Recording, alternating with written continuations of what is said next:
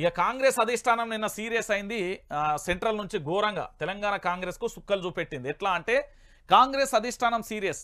64 మంది ఎమ్మెల్యేలు ఉంటే 8 ఎంపీ సీట్ల 8 మంది ఎమ్మెల్యేలు ఉన్న బీజేపీకి ఎలా 6 నెలల్లో ఇంత వ్యతిరేకత ఎందుకు ఇలా తప్పెవరిది ఎక్కడ జరిగింది? దీపాదాస్ మున్షికి నివేదిక కోరిన ఏఐసీసీ అభ్యర్థుల ఎంపిక సరిగ్గా జరగలేదన్న పార్టీ నేతలు అంటూ కూడా చెప్పిన పరిస్థితి కనబడ్డది. అర్థమైందా రాజా? చెప్పలే ప్రజలలో ఇప్పుడు సెంట్రల్ మొత్తం వీళ్ళను పూర్తి స్థాయిలో ప్రతిదీ కూడా చూస్తున్న పరిస్థితి కనబడుతుంది. ఒకసారి చూడురి. కాంగ్రెస్ అధిష్టానం సీరియస్. 64 మంది ఎమ్మెల్యేలు ఉంటే 8 ఎంపీ సీట్ల దీపాదాస్ మున్షిని నివేదిక కోరిన ఏఐసీసీ. ఏం జరిగింది? తెలంగాణలో అధికారంలోకి వచ్చిన 6 నెలలు కాలేదు. పార్లమెంట్ ఎన్నికలలో ఫలితాలు ఈ విధంగా వచ్చాయి. 64 మంది ఎమ్మెల్యేలు ఉన్న కాంగ్రెస్ 8 సీట్లను గెలిస్తే 8 ఎమ్మెల్యేలు ఉన్న బీజేపీ 8 ఎంపీ సీట్లను ఎట్లా గెలుచుకుంది? తప్పు ఎక్కడ జరిగిందని కాంగ్రెస్ అధిష్టానం పీసీసీ నాయకత్వాన్ని నిలదీసినట్టుగా తెలుస్తుంది. దీనిపై వెంటనే నివేదిక ఇవ్వాలని రాష్ట్ర వ్యవహారాల ఇన్ఛార్జ్ దీపాదాస్ మున్షిని అధిష్టానం ఆదేశించినట్లుగా పార్టీ వర్గాలు పేర్కొన్నాయి.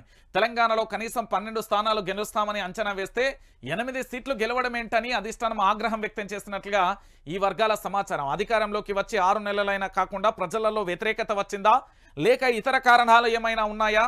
అన్ని కోణాల నుంచి నివేదిక ఇవ్వాలని పార్టీ జాతీయ ప్రధాన కార్యదర్శి కేసీ వేణుగోపాల్ కోరినట్లుగా తెలుస్తుంది. కేరళ నుంచి ఎంపీగా పోటీ చేసి గెలిచిన కేసీ వేణుగోపాల్ మంగళవారం అక్కడి నుంచి ఫోన్లో రాష్ట్ర పార్టీ ముఖ్య నేతలతో మాట్లాడినట్లుగా సమాచారం. మహబూబ్ నగర్ పార్లమెంట్ నియోజకవర్గ పరిధిలో 7 ఎమ్మెల్యేలే ఉన్నప్పటికీ సీఎం సొంత జిల్లా అయినప్పటికీ పార్టీ అభ్యర్థి ఓడిపోవడం ఏంది తనను విస్మయానికి గురి చేసిందని ఆయన అన్నట్లుగా పూర్తిగా సమాచారం అయితే అందుతుంది.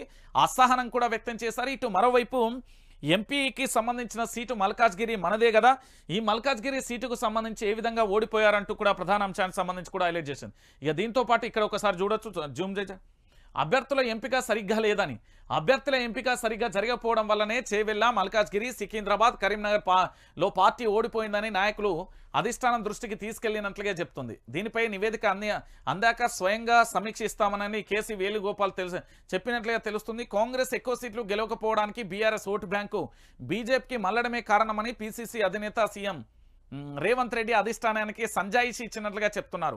కాంగ్రెస్ కు అసెంబ్లీ ఎన్నికల కంటే పార్లమెంట్ ఎన్నికలలో పెరిగిన అప్పటికీ బీఆర్ఎస్ ఓటు బ్యాంకు బీజేపీకి మళ్లడం వల్లనే ఆశించిన ఫలితాలు లేకపోయాయని చెప్పారు. అసలు బీఆర్ఎస్ కు బీజేపీ ఓటు బ్యాంక్ అనేది పోలేదు.